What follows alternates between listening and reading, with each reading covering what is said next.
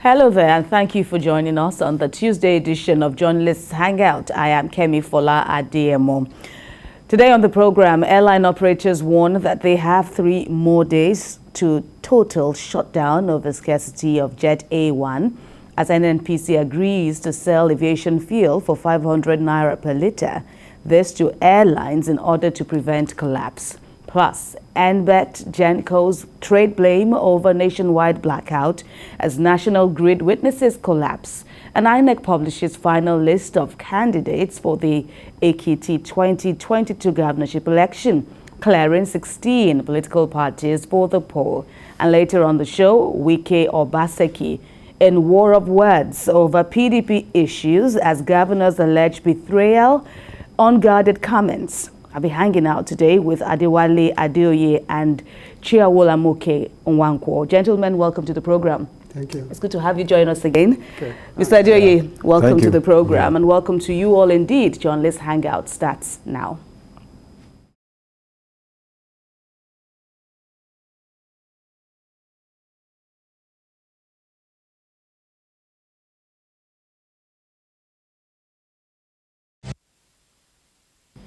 The longer the crisis in the fuel supply chain persists, the harder the impact on various sectors of the economy.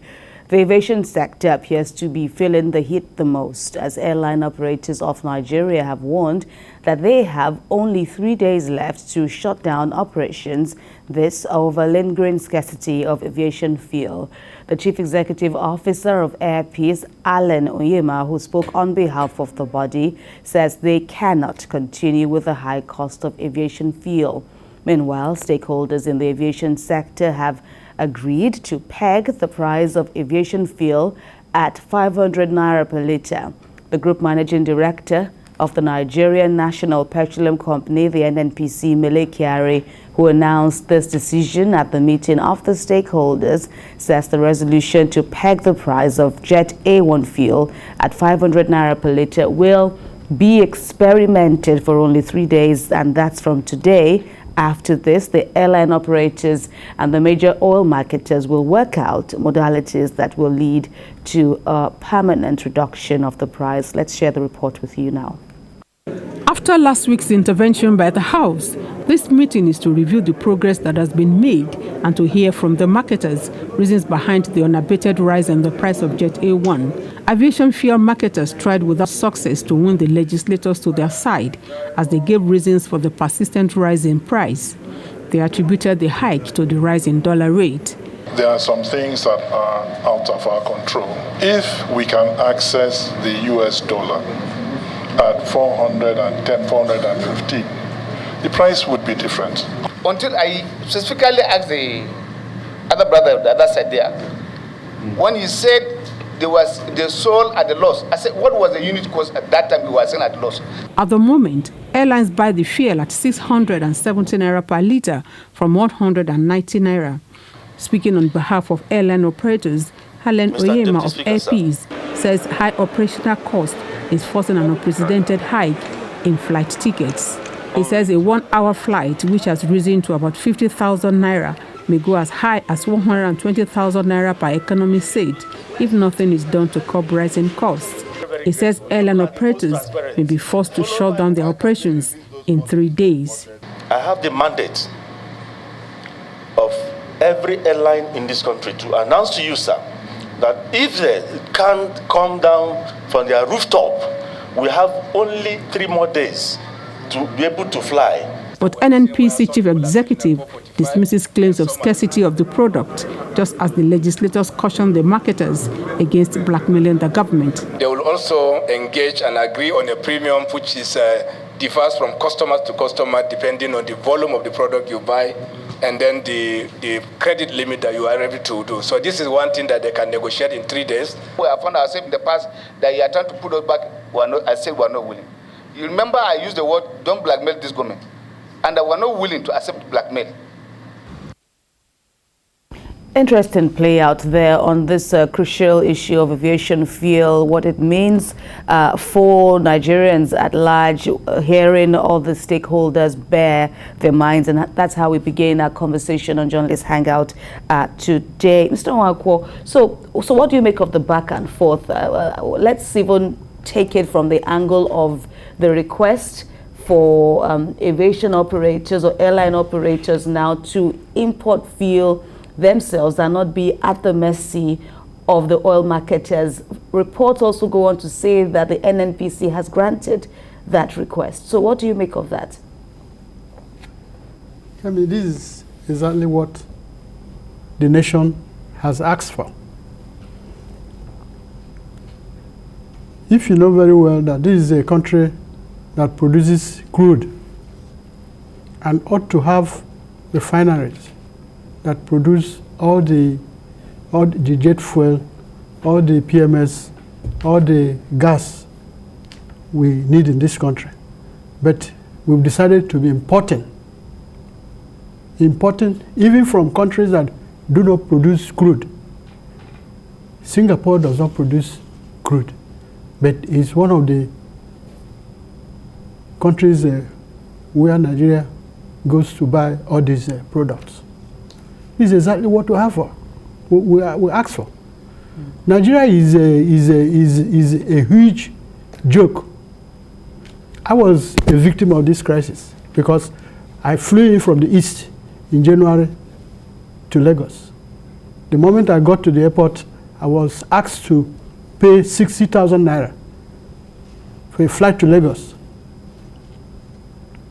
Why should it be so?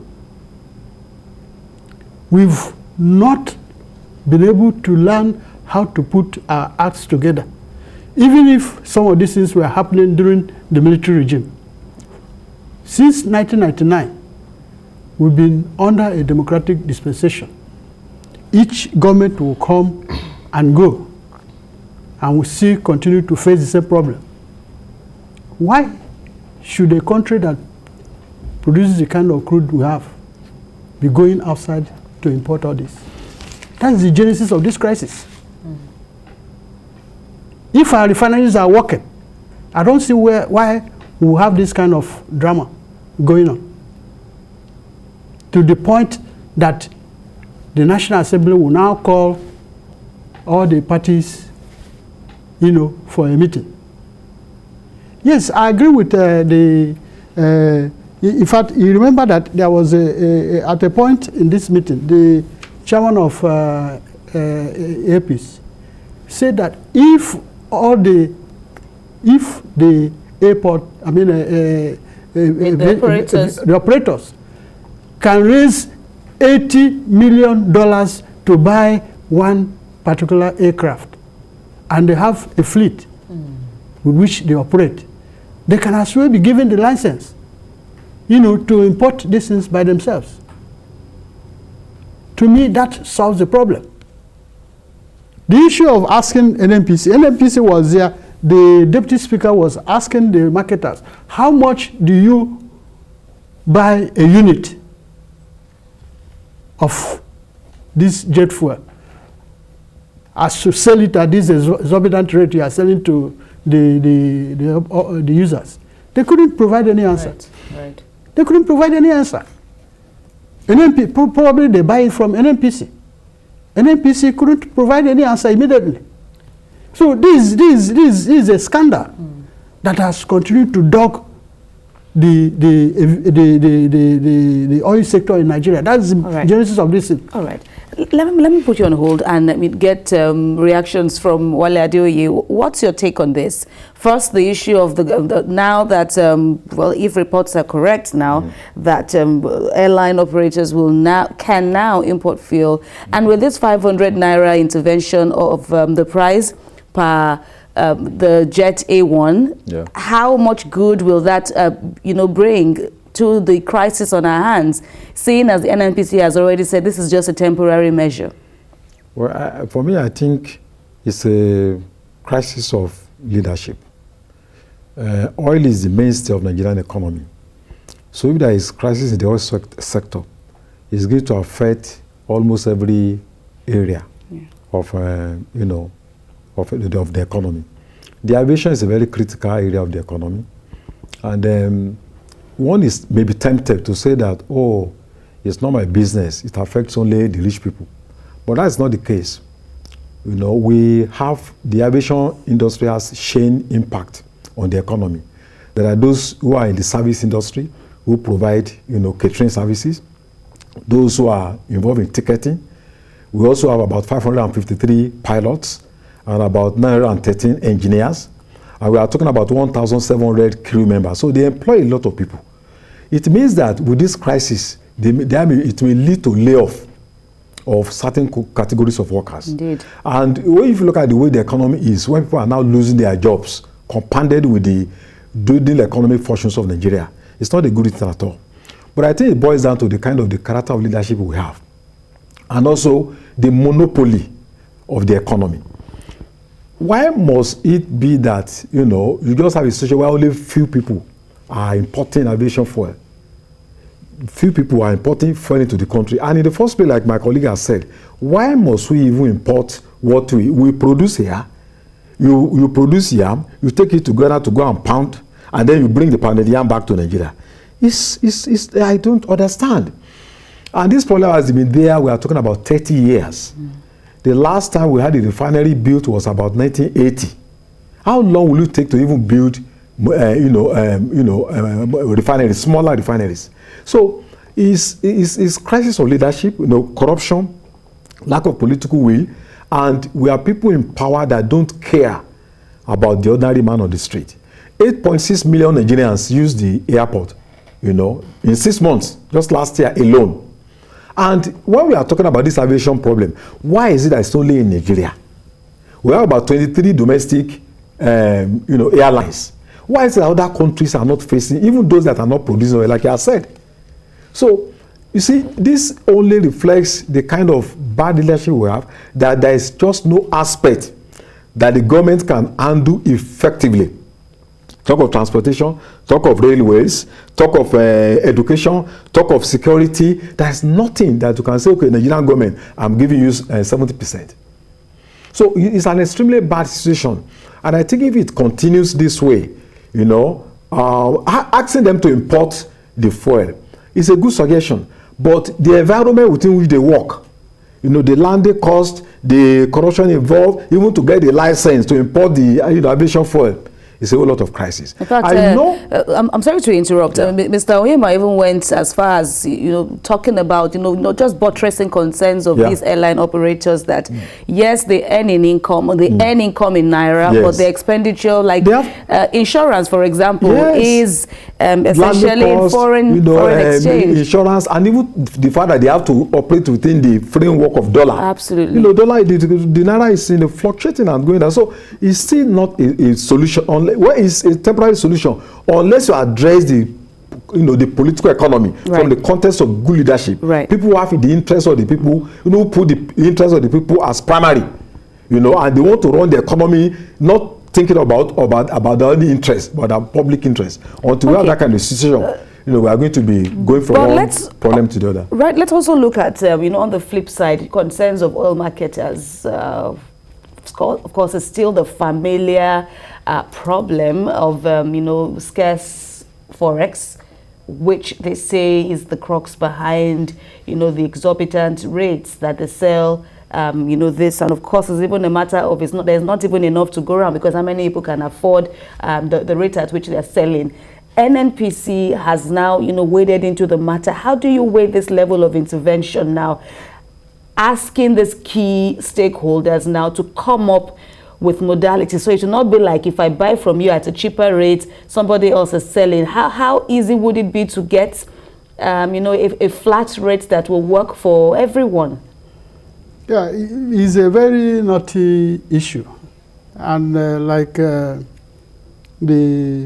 group managing director of NNPC said, that whatever measure that will be put in place now is going to be a stopgap one. So what we should be thinking of should be the long-term solution to this very crisis. The long-term solution to this very crisis. And it seems to me that this very administration that has just 1 year to go is not going to solve it. Is not going to solve it. So the solution to this should be for Nigeria to start producing these end products of the crude within the country. Okay, we'll end on that note. I want to give a few more seconds now to you. We don't have time, but 500 naira per liter is going to be about 85,000 naira. You know, for the economy seats. Now that's the economy ticket. Yeah. How does that sound to you? Are we stuck with this situation for now? It means a lot of people will not be able to travel by air, and why people travel by air is because of the insecurity associated with roads. It also means that public office holders will take more from us because we are the one paying their tickets. All right, gentlemen, we move on now to related developments. Now, well, some are saying there's fire on the mountain. If you look at the situation of our power sector, where it appears we know not where to run, a nationwide blackout due to collapse of the national grid is biting hard on Nigerians, and no one is taking responsibility. The power generation companies, that's the GENCOs, have accused the federal government of not meeting up with its financial obligations to them, saying they are unable to maintain the machines and pay gas suppliers, which has resulted in low power generation for the grid. Well, for the Executive Secretary of the Association of Power Generation Companies, Joy Ogaji, she says lack of payment is hindering operations of the GENCOs. But the government has rejected the claims by the GENCOs, saying they have been paid. The head of corporate communications of the Nigerian Bulk Electricity Trading Company, NBET, Henrietta Igomore, says the GENCOs have always been paid as at when due, stressing that in the last payment cycle, they were paid 38 billion naira. Let's share this story with you now. Since 2013, when the power sector was partially privatized, till date there is still weak and inadequate infrastructure in both transmission and distribution subsectors. It has rendered insignificant investment made by GENCOs to increase their generation capacities. GENCOs, under the aegis of Association of Power Generation Companies, are alleging a lack of transparency in the Nigerian electricity supply industry. This has resulted in a lack of commensurate investment in transmission and distribution infrastructure necessary to take off power generated to the end users. From 2013 till date, power has not been optimally utilized. More than 50% is stranded. So telling us that there is low power is making us think, are we serious? Like, seriously? They have further attributed the current epileptic power supply nationwide to the management of the grid, which has imposed sudden start and stop operations on power plants over the last 365 days. They say this has damaged virtually all the generating machines, culminating into them not operating to optimal capacity. If government can quickly provide us the necessary FX, foreign exchange, to be able to maintain those plants that are down, and give us enough money to pay our gas suppliers, because it is prepayment. For gas is prepayment, but for power is take and pay later. There is no way that this misalignment will help us. The Nigerian Bulk Electricity Trading explained that in the last payment cycle, the GENCOs were paid 38 billion naira and are due for the second tranche soon. The GENCOs have called for an urgent meeting of all stakeholders in the power sector to resolve all issues with the hope of finding a lasting solution. Habida Lawal, TVC News, Abuja. Right. So, gentlemen, the federal government has had its say. The Transmission Corporation of Nigeria, GENCOs, NBET, and so on and so forth. Does it appear to you, is this a blame game, or do you see somewhere where the key problem is from, and perhaps maybe that's where we can tackle the power crisis we have on our hands now? You see, this is another aspect of the nation's economy. that underscores this perennial question of leadership. If you watch this clip very well and what the two parties said, you tend to be on the side of the people claiming that they are being owed 1.6 trillion is an outstanding amount that they are being owed. And without getting this money, there is no way they can pay for the power they're supposed to pass across to the discourse. And that is the crux of the problem. The fact is that we've been joking with this power sector right from 2013 when the purported privatization was done. We thought that this very government will interrogate the sale of privatization of the discourse. They never did. Go and check the background of those who bought all that they bought. They are not players in the industry, in the sector. All the guidelines that were laid out for re-privatization of the sector were jettisoned. And then those who bought them as on behalf of their cronies in government. So it's a very knotty issue that we must have to fix if we say we want this economy, to thrive. This is the biggest economy in Africa in terms of in terms of size.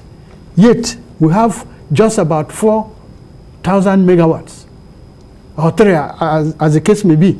And now we're even hearing that at the moment now much lower. Indeed. Yeah. Indeed. Then indeed. you compare it with South Africa. What South Africa has over 47,000. And this is a country that went and signed the African Free Trade Agreement. All right, we'll continue with our conversation on the power sector. You're watching Journalist Hangout on TVC News. Please stay with us. There's more after this break.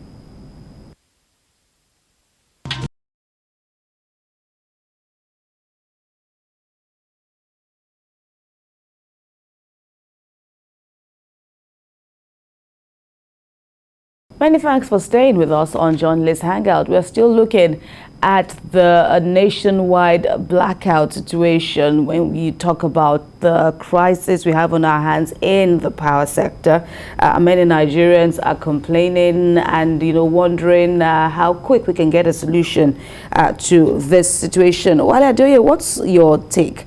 First, on the issue of privatization, how much this has helped, and when you look at the back and forth from these key stakeholders in the sector. Yeah, well, I think 2013 when the privatization program came on board, there was hope, but some of us were skeptical because it's a very easy thing. Just go and Google some of those companies. I didn't want to say all, so that I will not be guilty of hasty generalization.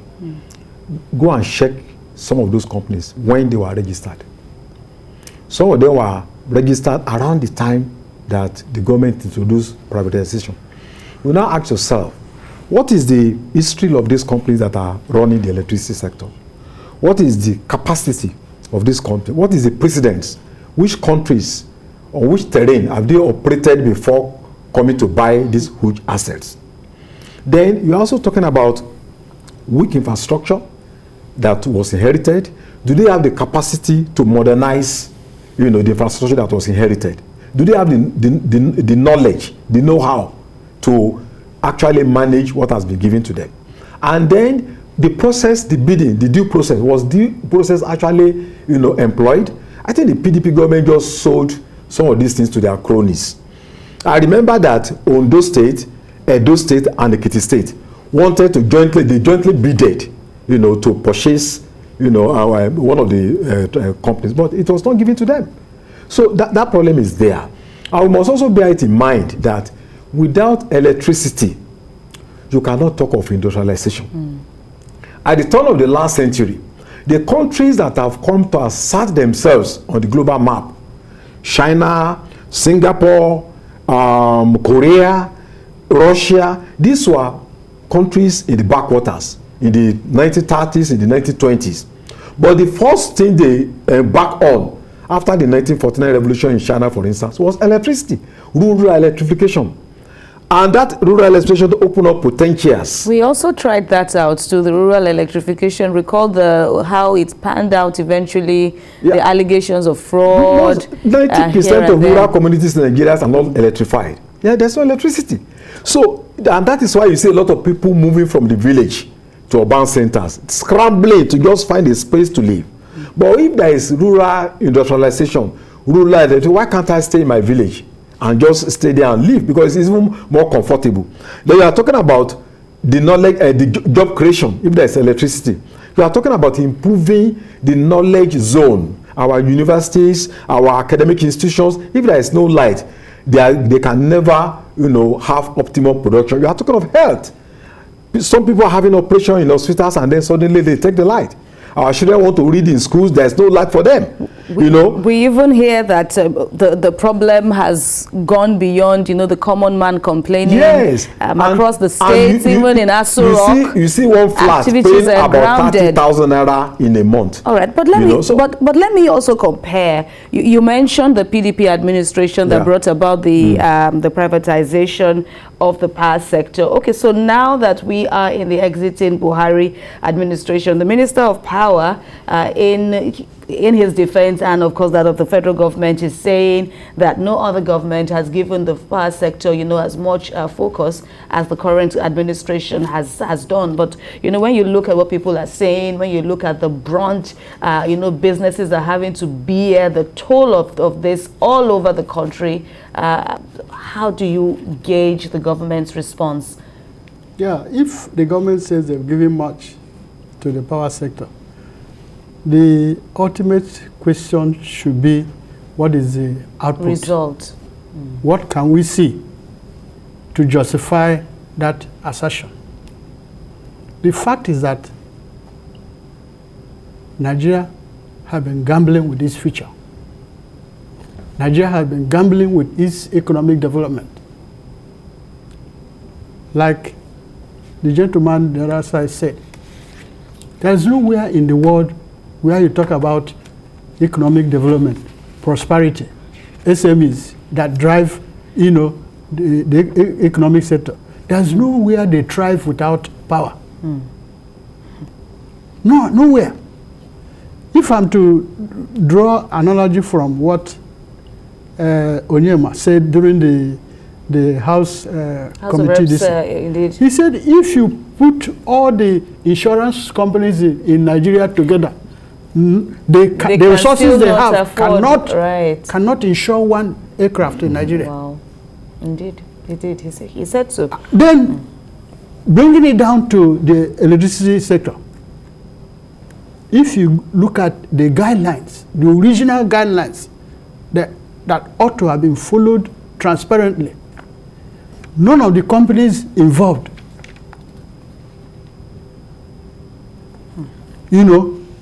should have gone to any Nigerian bank to borrow. There were players outside that had their money to invest in the system, to improve the system. The system has not been able to be improved. So we can't make anything out of what the minister is saying, that they've done a lot in that sector. Gentlemen, however, we can perhaps rest on a slightly comforting note, as all parties have indeed acknowledged that there is a problem, and they have called that, they said there would be a meeting, as in if we can take the words of the minister to the bank, that indeed there will be an urgent meeting, and solutions out of this quagmire we are in now will unfold. In the meantime, let's head to Ekiti State now, southwest Nigeria, where the battle lines are drawn regarding the June the 18th governorship election, The Independent National Electoral Commission, INEC, has now released the final list of candidates eligible to participate in the governorship election. In that list, published on INEC's website and at the 16 local government areas of the state, Abiodun Oyebanji was cleared as the candidate of the All Progressives Congress, while Monishade Afuye will be his running mate, and they will slug it out with Olabisi Kolawole of the People's Democratic Party, whose running mate is Kolakpo Olugbenga Kolade.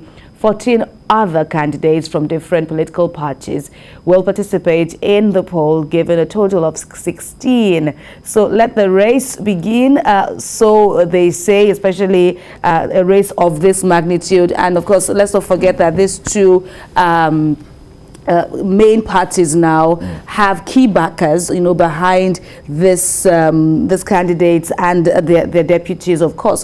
What do you make of the play out of events? We understand that two parties didn't field any one. There were 18 registered parties for the election, 14. And then another two parties are fielding a female governorship candidates. What do you make out of this scenario now? Yeah, I think two parties. I think both party and Indeed. one other right. party, that should be expected if they maybe probably weigh their capacity to, go into the ring. And I think there's no point just going to the race when you know that, your chances are very limited. But I think Ekiti State's election has always been very interesting, given its history since 2007. And the revolutionary flavor that led to the emergence of Dr. Fahimi after 3.5 years. No, it was a global event. Also because of the fact that the main actors, especially Dr. Fahimi, was involved in development partnership all over the world. So a lot of civil society came from all over the world who are interested in that election in 2007 and also subsequently. So it's a small state, but with global attention. So I expect the same thing to happen, this time around. And it may be too early to predict, who is likely to win. But I think it won't not be out of contest if one look at, if we are guided by precedents, that the main actors in the states, actors have always been the People's Democratic Party and then the All Progressive Congress. So I think there may not be a paradigm shift from this tradition. But if there's going to be a shift, well, we cannot rule it out. But as of today, I think those are the main contenders. Having said that, I think it's also interesting that the youngest of all the aspirants is 38 years old. So it means that when we are talking about youth must contest in the election and all that, and we are not seeing that. They are not coming up to contest for so many reasons. And also women participation. We have only 2 women. And but it's good that APC has deputy governorship candidates in, to pair with Ibanji. Right. So I think that's a very good one. And if you look at the past years, it has done a lot in terms of gender equity. So I think we need to watch out for the APC there because it's the government in power and also giving the character of the candidate that was picked.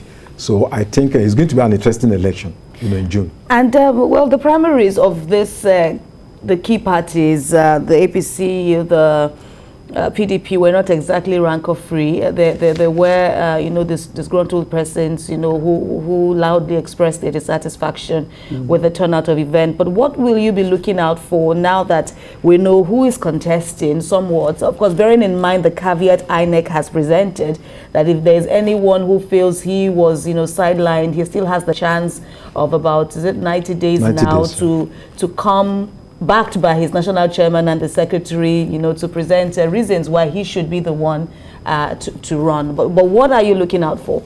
Yeah, actually, the stage at which we are now in the Ekiti election is the publication of the candidates' names for the stakeholders to go there and scrutinize the information they provided in the affidavit, which they submitted to INEC. So that if they discover something that is unwholesome, that is out of sync with the truth or reality, they can raise the flag, for INEC to pick it up. The importance of, the essence of this, cannot be overestimated, because it will go a long way in, stopping this phenomenon of the courts being the final people that will now decide who carries the ticket or the mandate, even mandate after of the people. election, absolutely. Yes. But if they do so now and then submit it within this period, INEC can now rectify, the doses or the parties involved. But we have to start critically monitoring the actors when they mount the soapbox. Start talking to those they are seeking their votes, and then present their manifesto or programs for people to weigh them exactly. For now, it's easy for people to now look at the two major political parties, the ruling party in the state, which is APC, and then the main opposition party, to declare that these are the two major contestants in the election. But you never can say. You never can. What can happen in the political terrain. So let us wait until when the real electioneering, moving from one village to the other to canvass for votes, happens. And then we will be in a position to finally speak ex cathedra to say this is the party that will win. All right. So looking at Mr. Oyebanji there, and who is said to be supported by the incumbent, the PDP too, Olabisi Kolawole, said to be sponsored by Fayose, by a former governor Fayose. How much of an acceptance do you think these persons carry if we look at maybe possible dissatisfaction moving forward, and looking at the play out of events, how it all turned out? It wasn't, we saw people coming out, Senator Olujimi indeed coming out to say what she said, talking about her even pulling out on her own. Now that we've gotten to this point, now do you expect any further rancors ahead? Well, in the PDP, a major aspirant, Shegoni, left. And now he's now a flag bearer for another party. We have Olujimi that also left, a very influential figure from the south, from the east. In APC, I think largely, as at this today, they have been able to manage the crisis, even though there was initial uproar. But none of them, not a significant person, has gone to any other party. But I also think that Oyebanji may be negotiating from a position of strength. That name has been there since the late 80s. He was the secretary for the creation of Ekiti State. And he was in his 30s then. And he was also a teacher. He was a teacher, his wife is a teacher. The civil service is key. So I'm looking at grassroots too. Grassroots support. He was also a young person in the UPN. You can see his trademark cap, which dates back to the university days. And it's the first time we're having somebody who's a product of the university in the state, who also lectured in that university, and his wife also lectured there. So, and also it was SSG, relating directly with the civil servants. And up till now, there's not been any scandal, built, and it's been in that service since 1999. There is no stain on that immaculate, white that he puts on. So I think he has a better chance. But that does not mean, like my friend said, that we can conclude that he's going to carry. A lot of factors still come into play. But I think he is negotiating from a position of strength. And if things continue this way, I think, it's going to be a tough battle, but his chances are brighter. What of former Governor Oni, who is now the flag bearer for the SDP? He too carries a substantial weight of some sort in politics in Ekiti State. How would you weigh his chances, among the others? Yes, Oni was once a governor in that very state. So for anybody that has risen to that level, you cannot see him as a cipher. you know. But the fact is that when you look at the objective realities, you know, now, they are just gone to a party, you know, that one would wonder whether it has a strong presence in Ekiti State. That might be one of the challenges he's likely to face. But as somebody who has been a governor, I'm sure he has his followers too in that very state. Yeah. But one would not expect that he will be as strong as the ruling party, you know, in the state that have been there for, you know, this should be the second time they will be in charge of the state. And all the incumbency factors, you know, that the present governor will lend to the man he's supporting. So Oni will have, you know, an uphill task, you know, meeting up to the challenges involved. Right, indeed. We'll see how it all plays out now that we're entering into very interesting times when you talk about the politics in Ekiti State ahead of the governorship poll scheduled for middle of this year. Well, we'll take another break and there will be more on Journalist Hangout. Please stay with us.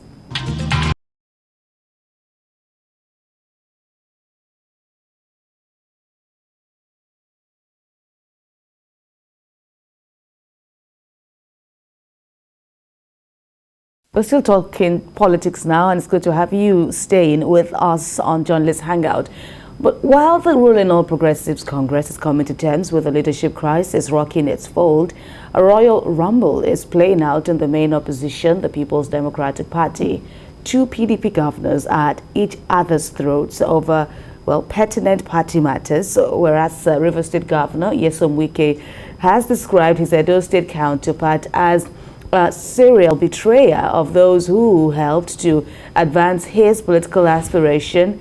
Governor Godwin Obaseki, on his part, says the PDP doesn't belong to Mr. Wike, and so he shouldn't attempt to cow, intimidate, cajole, and threaten others into doing his bidding. It says Edo State cannot and will not be procured for anyone's personal ambition. Well, a comment on party affairs by Edo State's Deputy Governor Philip Shuaibu is at the center of the mudslinging between both South governors. Wale Adeoye, first of all, let me even ask, how pertinent are these issues of disagreement between the two governors? Okay, well, reports say the comments by a former student union leader at the national level, who's now the deputy governor, stirred, you know, this controversy. For you, how pertinent are these issues? Well, I think what the deputy governor said was that the PDP, you know, he and his friends, including the governor, they have not been given enough space to operate. And he cites the, you know, Dan Obi, who is the national vice chairman of South-South, that it appears he does not defer to the governor of Edo State. And that it's like the party is sidetracking Obaseki and the PDP leadership in Edo State. I think that's a legitimate ground. So Wike also replied, you know, and of course, if you know Wike very well, he's the strong man of South-South PDP politics. He is streetwise, and the Obaseki called him a bully, and he also said Obaseki is ungrateful, and said so many things about. I think one thing we should realize that both sides, you know, they have their own grievances. But I think the governor of Edo State should realize one thing.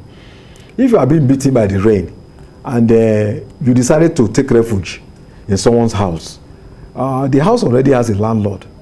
There are tenants there. So you must know that it's very, very difficult for you to just assert yourself, because he used PDP as a vehicle of convenience. When he was in trouble, he just wanted a vehicle that could use to, you know, to cross over and then to emerge as the governor of Edo State. So there are people who have been there before you, like Wike and many of them. So it's going to be very difficult for you to outstake them. But I'm not impressed by the less civil language that the two leaders are using. I think they should know that younger people are watching them. There are ways you can disagree without necessarily resorting to pornographic language, you know, in politics. So I think they could be more civil, you know, when they are talking to each other, you know, so that people are learning from them. They are role models, they are governors. We want them to conduct their grievances in a more civil manner. I want to take you up, Mr. Nwakwo, on you know, that aspect of Wale Adeoye's appraisal of the situation, looking at you know, the fact that Godwin Obaseki is a sitting governor. Yes, he left the APC under controversial terms and was given the ticket, and we've seen how Governor Wike has described the role he played to make him emerge as the governor eventually of Edo State. But then, doesn't and shouldn't he carry more weight in Edo State PDP, more than what he's carrying, that he's one of his agents had to, you know, speak out for him directly and indirectly on? It's not as if the governor does not have weight in PDP in Edo. We have to, there are certain things that happen. When they happen, if you want to understand it, you go to the cradle. Back. And the cradle was how PDP accepted Obaseki. On what terms? Into their party. And did not negotiate terms with him. And then that was evident when he won the election in the composition of his cabinet. You know, PDP, when they accepted him, some of them said they ought to have made it a condition for PDP to provide who will be his running mate. But they allowed Obaseki and his former deputy in the APC to still continue. And then when they won, Obaseki still went ahead and appointed his old secretary to the government, who was an APC man, that followed him to defect, without giving any concession to PDP. And I went ahead to appoint chief of staff, who is not a member of PDP, old PDP, but from the same old APC. It was at that point that the chairman of the state chapter of PDP, Dr. Anthony Azebweme, whom I know very well when he was a member of the House of Reps, started shouting to say, look, we provided a platform for this party. I mean for you. And you won. And then all the key positions in your government, you've given them to the same APC people that came to our party. Then what is there for us, the PDP that provided the platform? It got to a point where he had to use his muscle to ensure that Azebweme was suspended. It was just only recently that, you know, key political forces now running around to bring him back. And then for over a year, Obaseki was running his administration without commissioners, all in an attempt, you know, to make sure he gets what he wants. Now, what is at play now is the politics of 2023. They want to make sure that he is in charge of the soul of the party, so that his deputy governor, who is aspiring to take over from him, can continue from where he stopped. But the landlords, if I may use that word, the original PDP members are saying, no, that cannot happen. And that is why the governor is now talking about harmonization of positions and things like that. These people are saying, the old PDP are saying, no, the positions in the party, people are occupying them for now.